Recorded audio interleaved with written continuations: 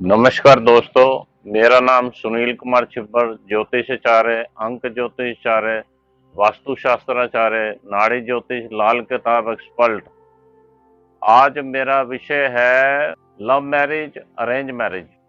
इसके ऊपर मैं आपको आज बताना चाहता हूँ किन व्यक्तियों की लव मैरिज होती है और किन व्यक्तियों की अरेंज मैरिज होती है। ये बड़ा इम्पोर्टेंट आज का टॉपिक है। ये लोगों को बड़ा कंफ्यूज किया हुआ है इसके अंदर। कईयों की लव मैरिज होती है, कईयों की अरेंज मैरिज होती है, और ये कुंडली से ही देखा जाता है, लगन चार्ट से देखा जाता है। ये सारा खेल शुक्र का ही है ज्यादातर इसमें, और फिफ्थ हाउस और सेवंथ हाउस का इसमें सारा रोल है। अगर फिफ्थ हाउस और सेवंथ हाउस का मेल हो जाए तो लव मैरिज होती है। इसमें और भी बड़े पॉइंट है, मैं अभी आपको एक्सप्लेन करूंगा। लव मैरिज जैसे आप का लगन चार्ट है, जब इंसान जन्म लेता है तो लगन चार्ट बन जाता है।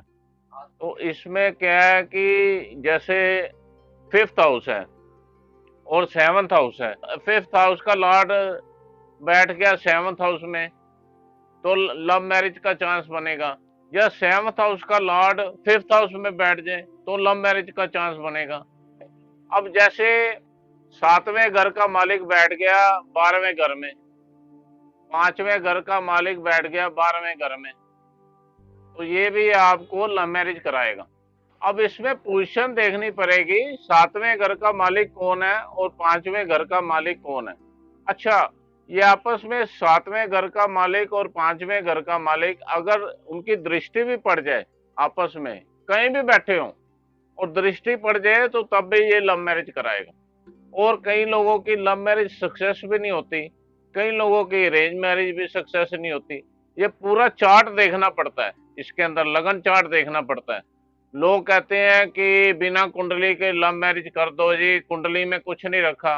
मगर ये ग्रह अपना काम कर रहे हैं, ये किसी को नहीं छोड़ रहे, इनको कोई लेना देना नहीं, कोई कुंडली मानता है चाहे ना माने, मगर ये ग्रह नहीं छोड़ते किसी को भी। अच्छा, इसके अंदर एक शुक्र का बड़ा जबरदस्त रोल है, वो है शादी का कारक। अब शुक्र के खाने में आपको बताता हूँ, बड़े सिंपल मैं तरीके से बताता हूँ।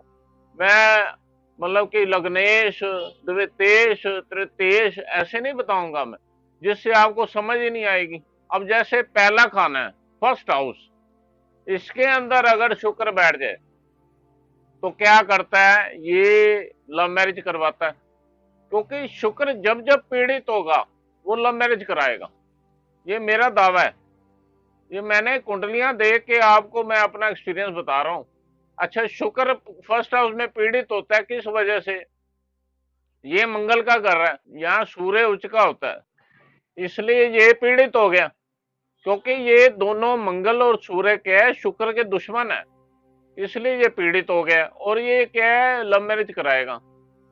और ऐसे बंदों को शादी से पहले, शादी के बाद ये अफेयर नहीं छोड़ेगा, ये कंफर्म है। पहले हाउस का शुक्र, इसको क्या ज्योतिष वाले क्या बोलते हैं, केंद्र स्थान, समझ गए। मगर यहाँ मैं शुक्र को खराब मानता हूं। अब नेक्स्ट पॉइंट मैं बताता हूँ, चौथा घर। चौथा घर क्या है? चौथा घर कर्क राशि का है। काल पुरुष की कुंडली में चौथा घर कर्क राशि का है, और यहाँ ये इसका मालिक है चंद्रमा। यहाँ भी शुक्र हो गया पीड़ित, और ये लव मैरिज कराएगा। जहां जहां शुक्र पीड़ित होगा लव मैरिज कराएगा, और पांचवें घर का और सातवें घर का मेल होगा तो वो लव मैरिज कराएगा। अब यहाँ शुक्र पीड़ित होने से क्या है, ये शुक्र का ये खाना है, ये दो मैरिज भी करा सकता है, ये लव मैरिज भी कराएगा, हो सकता है दो मैरिज भी कराए। अब आ जाओ next, fifth house. Fifth house भी पीड़ित है। क्यों? क्योंकि ये फिफ्थ हाउस क्या है, सूर्य का घर है, और लाल किताब के हिसाब से ये पांचवा घर बृहस्पति का घर है। सूर्य और बृहस्पति क्या हो गए, शुक्र के दुश्मन हो गए, इसलिए यहाँ ये पीड़ित हो गया। ये क्या है, मैरिज लाइफ को डिस्टर्ब भी करेगा। ये जितने मैं आपको घर बता रहा हूँ अभी तक और आगे ही बताऊंगा, यहाँ मैरिज लाइफ डिस्टर्ब भी होगी, और क्या है, लव मैरिज भी कराएगा। पांचवें घर का शुक्र मैंने 99% लोगों को देखा है लव मैरिज कराता है और शादीशुदा लाइफ में दरार पैदा करता है। अब आ जाओ आप आठवें घर में। आठवां घर किसका है? आठवां घर का मालिक है मंगल। यहाँ पे शुक्र क्या है? मंगल का दुश्मन है। मंगल पापी ग्रह है और शुक्र है दैत्य गुरु। ये दोनों में क्या है? दुश्मनी है। और यहाँ पे क्या है? ये लव मैरिज कराएगा। ये मैं आपको बिल्कुल फैक्चुअल पोजीशन बता रहा हूँ। यहाँ लव मैरिज कराता है और क्या होगा? यहाँ एक्स्ट्रा मैरिटल अफेयर भी होंगे। लव मैरिज के बावजूद भी उसको सेटिस्फेक्शन नहीं मिलेगी इंसान को, ना आदमी को मिलेगी ना औरत को मिलेगी। सेक्सुअल सेटिस्फेक्शन नहीं मिलेगी। ये ऐसा घर है, ये खतरनाक घर है। कौन सा? आठवां घर। अब आ जाओ नौवें घर पे। नौवां घर किसका है? नौवां घर बृहस्पति का है और बृहस्पति और ये शुक्र की दुश्मनी है। धर्म गुरु है बृहस्पति, दैत्य गुरु है शुक्र। इन दोनों में दुश्मनी है, इसलिए यहां भी शुक्र हो गया पीड़ित। मैं जब भी कह रहा हूं, जब जब शुक्र पीड़ित होगा हॉरोस्कोप में, लगन चार्ट में, तो इट मीन्स वो लव मैरिज कराएगा। ये कंफर्म है, ये मैं लिख के देता हूं, दावा है। और क्या है इसके साथ साथ क्या है? लव मैरिज खराब भी होगी, दरार पैदा करेगा लव मैरिज। और लोगों को, कईयों को मैंने देखा है लव मैरिज के बाद वो कोर्ट के चक्कर काटते हैं, उनकी बनती नहीं है। अच्छा, एक चीज और मैं बताना चाहता हूँ। ये जो मैंने पॉइंट बताए हैं, एक और नियम है इसके अंदर। एक होता है लगन चार्ट, एक होता है चलित चार्ट। अगर चलित चार्ट में वो ग्रह अपने घर से आगे या अपने घर से पीछे चला गया है तो ये लव मैरिज नहीं होगी। मैं दो चीजें देखता हूँ। जैसे मैंने कहा शुक्र आपका पहले घर में हो तो लव मैरिज होती है, और चलित चार्ट में वो पहुंच गए 12th हाउस में, 12वें घर में, तो लव मैरिज नहीं होगी। ये कंडीशन है। और अगर वो पहले घर का शुक्र पहुंच जाए दूसरे घर में तो लव मैरिज नहीं होगी। ये कंडीशन है। चलित चार्ट में अगर ग्रह आगे या पीछे चला जाए तो लव मैरिज नहीं होगी। और एक चीज और याद रखना, जिस व्यक्ति का शुक्र के साथ मंगल बैठा हो, बात को गौर कर लेना, शुक्र के साथ मंगल बैठा हो किसी भी खाने में, किसी भी घर में, 12 घर होते हैं, तो उस व्यक्ति की लव मैरिज होगी होगी। शर्त यह है चलित चार्ट में अगर वो मंगल और शुक्र अलग अलग हो गए तो लव मैरिज नहीं होगी। अच्छा, शुक्र मंगल क्या है? वो एक्स्ट्रा मैरिटल अफेयर भी देगा। ये दो चार्ट देखने के बाद फल बताया जाएगा, ऐसे नहीं फल बताया जाएगा। ये बड़ा गहराई से देखना पड़ेगा, लव मैरिज होगी कि नहीं होगी, सक्सेस होगी कि नहीं होगी, एक्स्ट्रा मैरिटल अफेयर होंगे कि नहीं होंगे, ये सारा सिस्टम देखना पड़ेगा। इसमें एक चीज और है, जैसे आपका कुंडली में योग बना हुआ है लव मैरिज का और मैरिज नहीं होगी, ये भी तो एक क्वेश्चन है बहुत बड़ा। आप किसी लड़का लड़की को चाहते भी हो मगर फिर लव मैरिज में अड़चन आ जाती है, नहीं होती लव मैरिज, कहीं और दूसरी जगह हो जाती है, आपका दिल टूट जाता है। ये मेरी बात समझ रहे हो? लड़के लड़कियों को मैं स्पेशल बताना चाहता हूँ। अगर तो शुक्र के ऊपर पापी ग्रह की दृष्टि पड़ जाए या उसके शुक्र के साथ पापी ग्रह बैठ जाए तो वो क्या इंटरफेरेंस कर जाएगा। या तो लड़के लड़की का फादर नहीं मानेंगे या मदर नहीं मानेंगे या भाई नहीं मानेगा, तो ये चीजें भी देखनी पड़ेंगी। अगर पापी ग्रह की दृष्टि पड़ जाए या पापी ग्रह साथ बैठ जाए। अब जैसे मैंने बोला आपको, शुक्र 5th हाउस में लव मैरिज कराता है, अगर तो उसके ऊपर राहु की दृष्टि पड़ जाए या राहु साथ बैठ जाए या मंगल साथ बैठ जाए या कोई और शनि साथ बैठ जाए या केतु बैठ जाए तो वो लव मैरिज में अड़चन पैदा करेगा, लव मैरिज नहीं कराएगा। ये सारा मतलब कि चक्रा देखना पड़ेगा, इसमें सिस्टम देखना पड़ेगा कि आपकी लव मैरिज हो सकती है कि नहीं। अच्छा, कई बार क्या होता है, कई बार ये भी होता है कि अपनी उम्र के बड़े आदमी से लव हो जाता है, अपनी उम्र की बड़ी औरत से लव हो जाता है।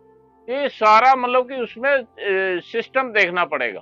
कि क्या है, वो सारा सिस्टम से पता लगेगा। बड़े उम्र की लड़की, बड़े उम्र का लड़का, और लव मैरिज होगी कि नहीं, लव मैरिज के चांस है, और क्या है कि पापी ग्रहों ने बीच में टांग अड़ा दी तो लव मैरिज नहीं होगी।